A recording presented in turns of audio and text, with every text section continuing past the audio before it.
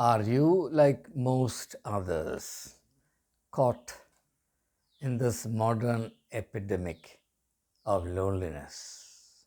If you are, the following thoughts and words could help you. Welcome, Vanakkam. Research studies are alerting us increasingly to the fact that more and more people, especially young people, and that should surprise us and worry us, more and more people are getting afflicted with this modern day epidemic, I should say pandemic, of loneliness.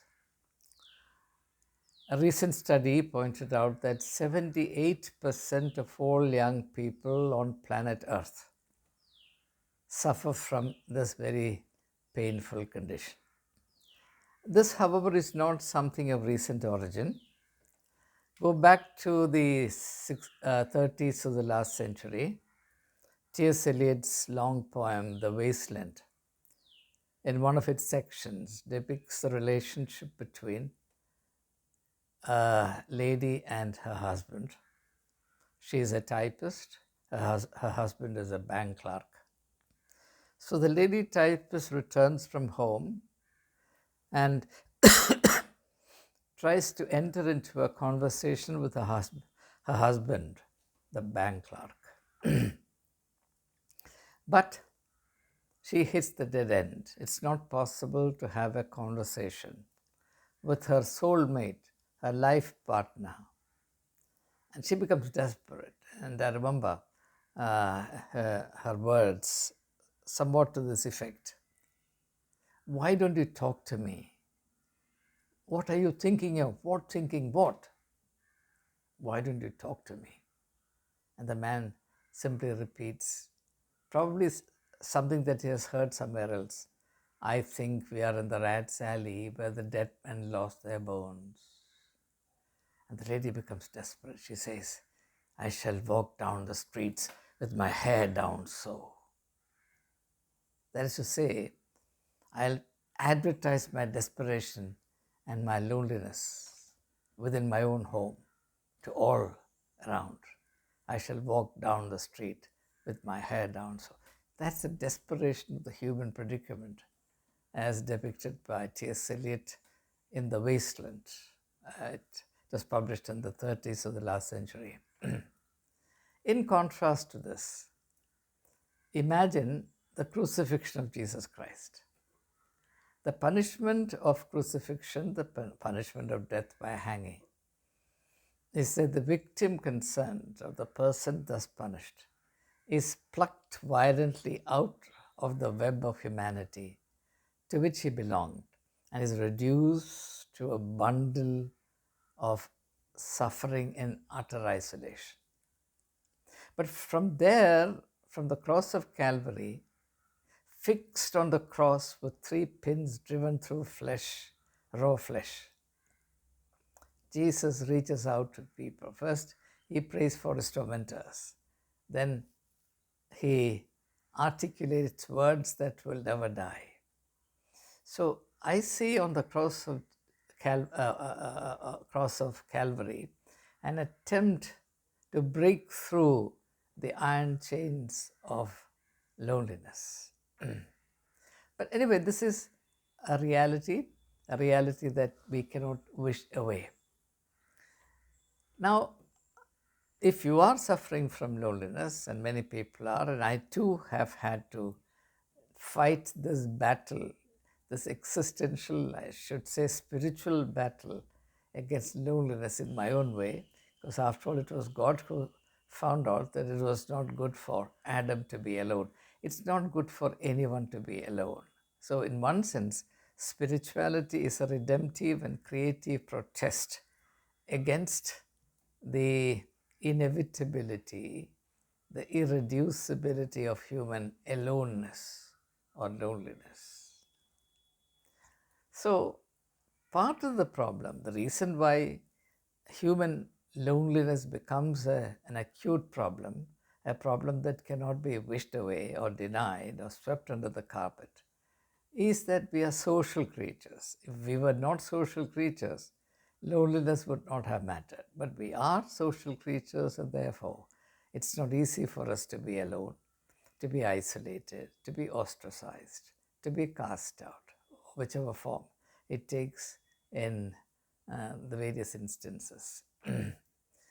Now, the two major focal points that we need to consider in understanding this rising epidemic of loneliness. One is the family, particularly the nuclear family.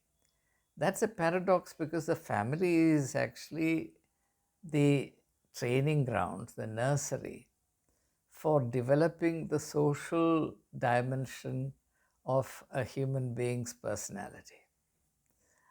But since the emergence of the nuclear family, and because of the various pressures of life, particularly the economic pressures in urban settings that compel both the husband and wife, the father and mother, to go out and work, leaving children at home in a state of comparative neglect, uncompensated for by the absence of elders, which would have been a great relief in the old joint family system. Children grow up in a state of emotional neglect, and a major lacuna comes into play in the development of their personality, and the emotional quotient of children growing up in nuclear families in the urban setting is problematic. This is a major subject, much more needs to be said about it, but since I have a lot to cover in a single video, I'm not going to tarry and offer dilatory explanations. So family contributes to this problem. Maybe I should recall an experience of mine. Some years ago, about 25, 30 years ago, I was invited to dinner in a home in Delhi. And the lady said that her son was a doctor, and he was very keen to meet me. And would I go and have a meal with them? I did not say the reason why I should not, so I accepted the invitation. So I went there, and at the appointed time, the conversation started, and about 10-15 minutes into the conversation, the doorbell rang. And immediately her son, who was still then hiding in his bedroom, bolted out of the room, went straight to the entrance door, opened it, and he received the Pizza Hut supplier who had brought the food he had ordered for himself. The lady was enormously embarrassed because she had, after all, invited me to have a meal with her and her son. But unbeknown to her, her son had ordered his meal from a restaurant. And the mother, the lady, who was a very successful lawyer in Delhi High Court, did not know that her son had already arranged for his supper. So her son would live in his bedroom all alone. The mother would live all alone in her sort of circumstances of life. And in the same home, the two strangers live, mother and son, under the same roof, but as poles apart from each other. This is a reality, and this happened about 30 years ago. I'm not talking about yesterday or the day before. I can enumerate several instances of this kind, but again, paucity of time compels me to go forward. So family life contributes to this. Second is the culture in the midst of which we live. Culture plays a very important role in shaping our personality, in enriching us or in impoverishing us. And unfortunately, the materialistic consumerist culture in which we are living takes a toll on our emotional development. Materialism is notorious for its capacity to erode the emotional richness or emotional capabilities of human beings. There are hundreds of books written on this subject, and I need not perhaps go into all those details, except perhaps cite an example that you find in a work like The Anatomy of Human Destructiveness by Erich Fromm, where he cites the example of a schoolgirl who slit open her arteries, uh, I think her veins on her wrist. And she was taken to the hospital, rushed to the hospital in order to save her life. And the situation was got under control. And after she had recovered her composure, a psychiatrist was called, and the psychiatrist tried to find out why she resorted to a desperate step like that. And after much prodding, the girl, who was in her early teens, she said, I cut my veins so that at least by seeing my blood, I could be assured that I'm alive. Can you imagine an answer like that? At least by seeing my blood, I wanted to feel that I was alive. No, that is the extent to which the individual predicament has deteriorated. Not every instance is as acute as this, but there are situations like this, and it's good for us to be aware of this. So the culture takes a toll on us, and it contributes very heavily to this feeling of aloneness. Maybe I should also recall an experience of mine way back in 1994 when I was in Stuttgart, Germany, to attend a conference. My host there told me that in the same city there was a case reported of an elderly gentleman who was living alone. And when someone accidentally called on him, it was found out that he was sitting in his chair in front of the television, which was still playing, and the man had been dead for 3 days. No one knew. A dead body was watching television programs. That's another aspect of modern life. So, innumerable instances of this kind I can cite. Perhaps there is no need. Let's proceed further. The first thing I want to state is this: loneliness or aloneness is not merely a matter of being alone. It is even more fundamentally a matter of not knowing what to do with being alone. Now, being alone is not such a bad thing. If you think of the ancient rishis, the spiritual personages of India, they would shun society, retreat to the mountain tops or deep in the forest in order to afford themselves the required solitude to pursue their higher interests. So, being alone is not such a bad thing. What makes it really bad is that one does not know why it is so and what to do about it. So, think of the plight of an author. I have pretensions to being a small-time author. So when I'm deep into writing, I cannot suffer someone entering my room. If the phone rings even at a distance, it rattles my nerves. Because that degree of what Wordsworth calls the blissful solitude is a necessary condition for extreme creativity to be experienced, the fruits of which then are to be transferred to humanity. So basically, it's not merely a problem of being alone or not having people around, but of the inability of the individual to deal creatively and productively with the state of being alone. I can tell you a far worse condition than being alone is being with someone whose presence you detest. Being alone in company is the worst form of solitude. Not solitude, loneliness. Solitude is a very positive concept. Being alone while in company is the most insufferable form of loneliness.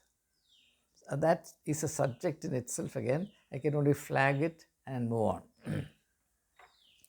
Now, why is it that this happens? Why is it that this happens? Well, there are two possible ways of looking at it. A person feels lonely because A, he can't relate to others. B, because there isn't anyone around with whom he can establish companionship. It works both ways. It's not possible, let's be realistic, it's not possible to develop a state of companionship with everyone. After all, we talk about complementarity or incompatibility. If two people are utterly incompatible, they can only feel lonely when they are together. In fact, being together aggravates their loneliness. So, in that case, it operates both ways. A person can't, and a person also won't be in a state of happy or joyful engagement with the other person. Now, this is a reality. Human loneliness is a reality. It's a worsening, intensifying reality. And therefore, the question arises, what shall we do about it? Or is there something we can do about it? Fortunately, there is a lot we can do about it. And in the remaining time, I shall very quickly mention some of the things that we may actually consider. Now, as I said a short while ago, loneliness may result either because of me or because of the other person. Now, the pragmatic thing is, I cannot do anything about the other person. A long time ago, when I was young and very optimistic, I thought that the other person could be changed, can be counseled, cajoled, coaxed. That person would improve. Believe you me, that simply is not true. There isn't the slightest possibility of another person changing his or her nature in order to fit in with your nature. It just will not happen. So I will reject that as a possibility. I will not even consider it. If at all it happens, it's a miracle of miracles. I'll be grateful for it, but I will not take it for granted. I will not strategize it. Therefore, I'm left with only one thing.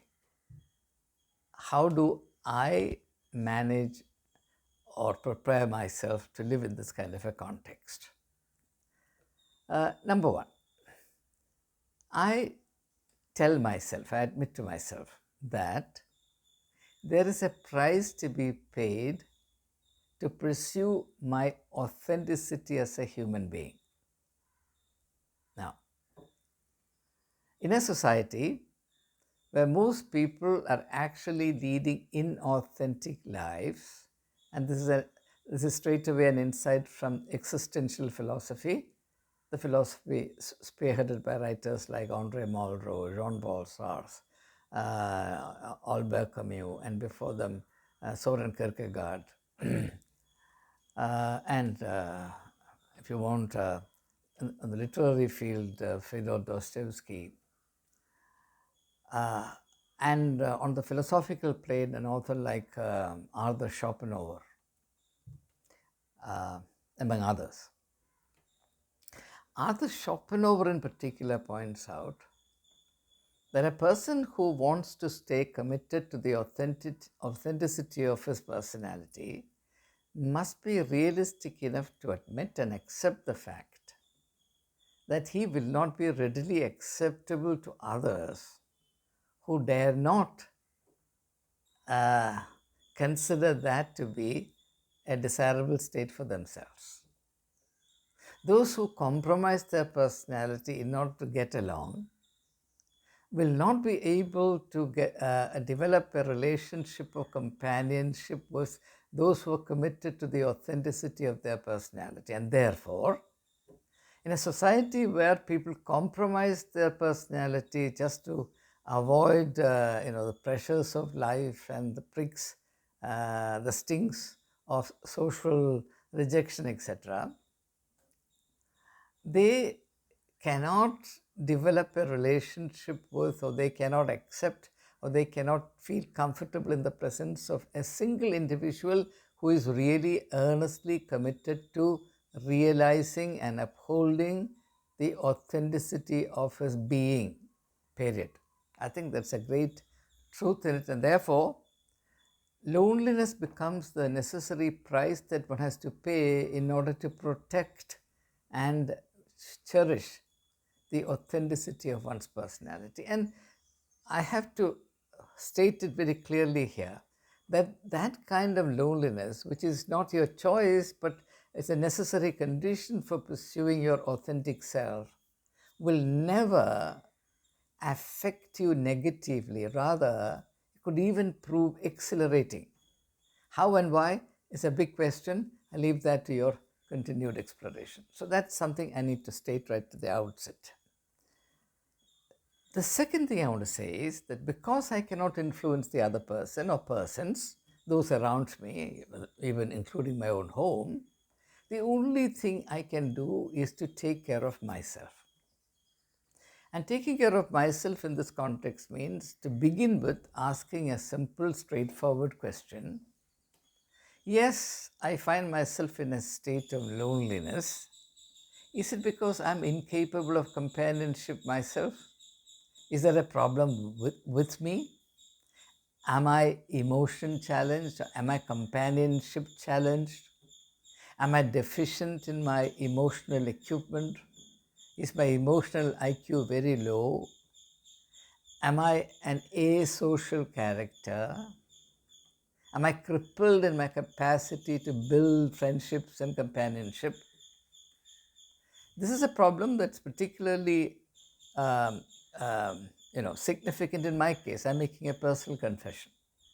For various reasons, including my personal background, somewhat traumatized childhood, and my increasing absorption into the world of books, my emotional capacity to relate, to build companionship got eroded. And I had to become aware of it. And I had to actually resort to compensatory mechanisms. And what those are too personal. I will not burden you with those details.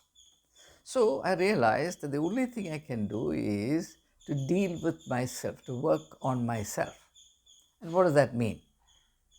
First of all, how do I enrich my emotional life? And here I say two things helped me a great deal. One is the very beautiful relationship I built up with my children. Again, details are not relevant here. And also, as an extension of that relationship, I was fortunate enough to develop with my students who are like my children. The second is the kind of relationship I built in my life as an activist. In fact, I resorted to activism in order to correct my way of life as a recluse, where I was a bookworm, and I reversed that direction and became an activist. It was not at all easy for me. Fortunately, I had the help of Swami Activism, who was the polar opposite of my personality. He was a full-time extrovert. I'm a full-time introvert. So I built up a team with him, an interreligious team with him. We became partners in pursuing a national mission. And that had a very, very beneficial effect on me. And I could see that my capacity to relate to others was gradually developing. A little too late in my life, but I'm glad it happened. And for about 25 years, Swami Agnivesh remained closer to me than my own blood relations. So that was the proof for me that I could build very deep relationships with people other than my own family members. And I must also admit that there were several others with whom I had happy cooperation, friendship, relationship, etc. So the emotional, we all can make investments in enriching our emotional side. This we have to do for ourselves. Once we are adults, no one will come and handhold us and lead into these avenues of life. After all, we are given the ability to understand ourselves, and we know where our weaknesses lie, and we also know what to do about it, and therefore there is no excuse whatsoever for not doing what little we can in order to emerge from our personal deficiencies. So it's possible to take care of our emotional deficiency Up to a point. I don't want to be overly optimistic. Up to a point, this can be done.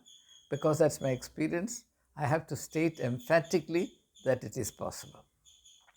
The second strategy, and that this of course came to me more naturally, was to build intellectual companionship. Now, that intellectual companionship is possible, and that's the good news, not only with people who are alive, but also with people who are dead. That's what books are all about.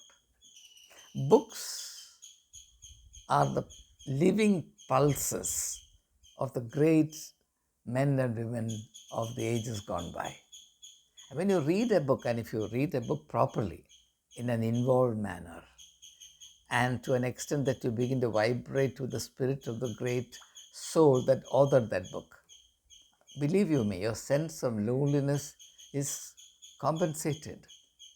So you reach a stage when you're actually in conversation with, people from different centuries, different epochs, different cultures, different nations, different climes, etc. And therefore, even though most of the time I'm alone, I'm not in a state of loneliness at all. I never feel that I'm lonely. Whether somebody else placed in my proximity feels lonely, only that person can say. I'm afraid that many people will think, yes, we find it hard to deal with you. That's a different matter. But as for me, I've been able to compensate for the imperative need to be alone on account of my vocation as an author, thinker, communicator, etc., because of this intellectual companionship that I've been able to develop with a whole assortment of thinkers and authors over a long period of time.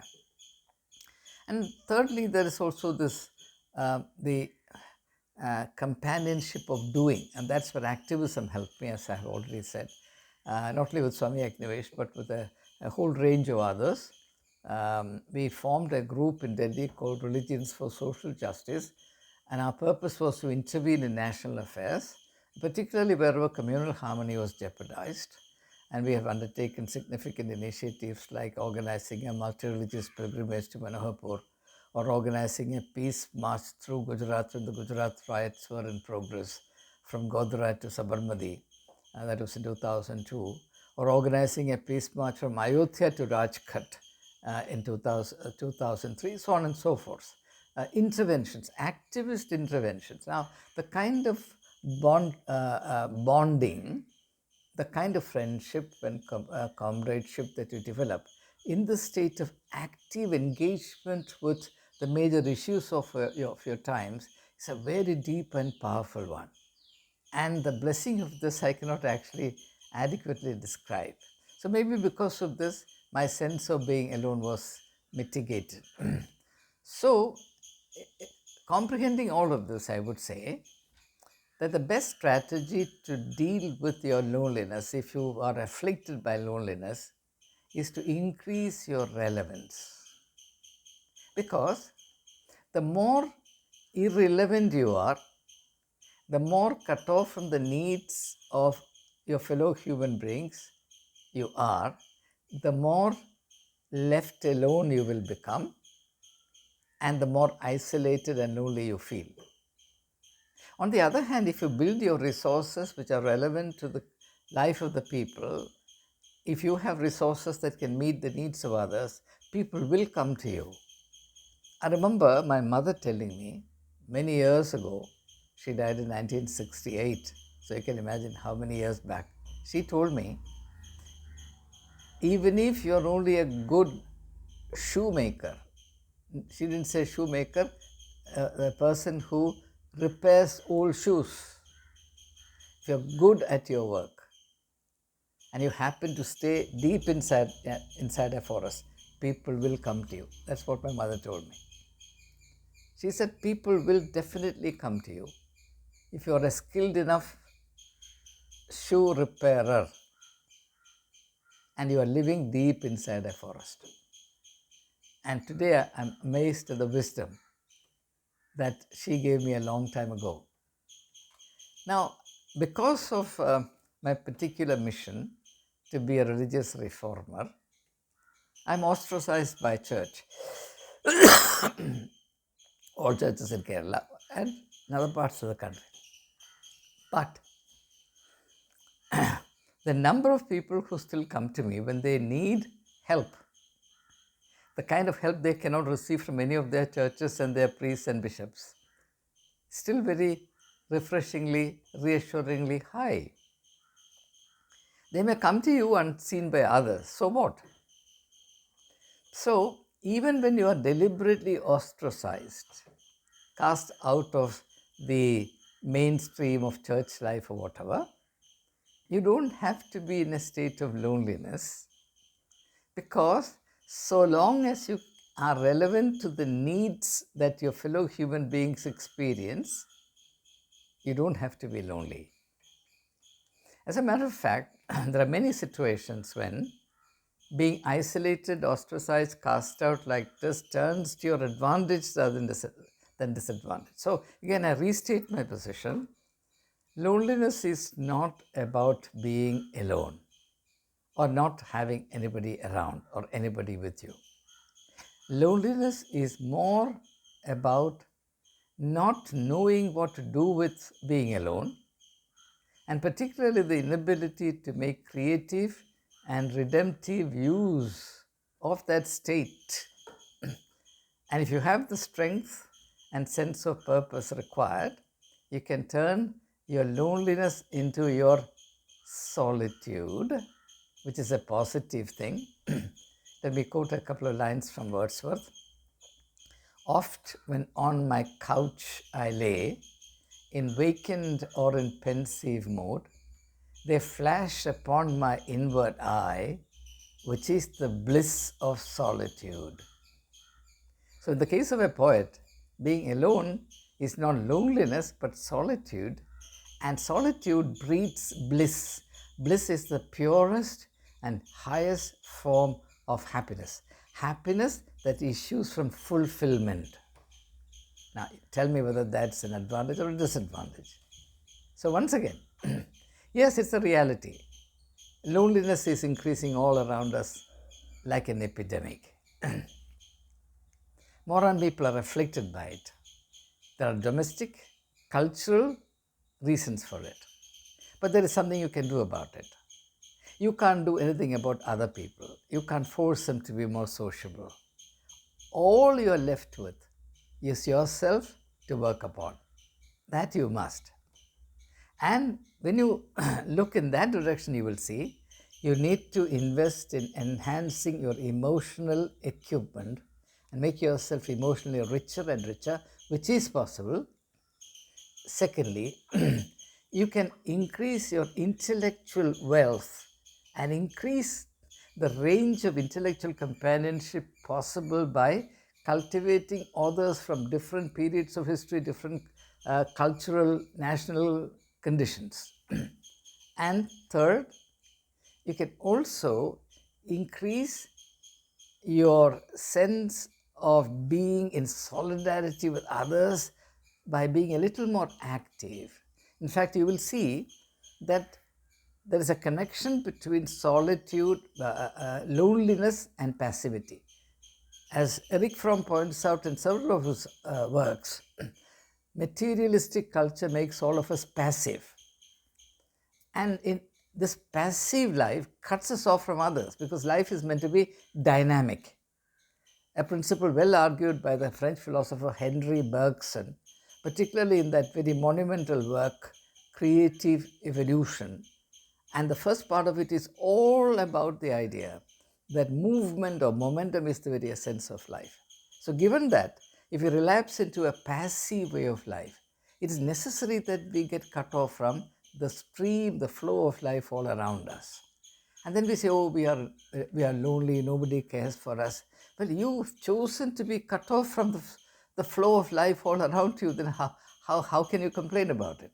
So we can improve that, we can change that. I did that in my case by embracing an activist life. I resigned from St. Stephen's College, and for 4 years I was leading the life of an activist.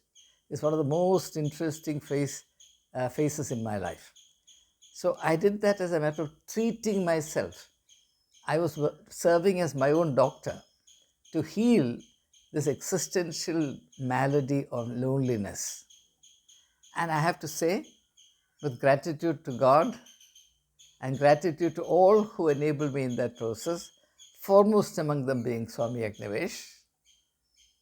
And there was an eminent Gandhian called Nirmala Deshpande, and a very eminent Islamic scholar and thinker, Maulana Wahiduddin Khan. I'm grateful to all of them for enabling me to emerge from this cocoon of self-embraced loneliness to enter into a widening web of relationships which mitigated my sense of loneliness to an extraordinary extent. So it's possible to do something about it, but in this matter, you have to be your own doctor. The good thing is that you can heal yourself, but you have to assume the responsibility for that yourself. Don't expect somebody else to come and give you some kind of terrible secrets by which overnight you will become so changed from being an introvert to an extrovert, so on and so forth. That will not happen.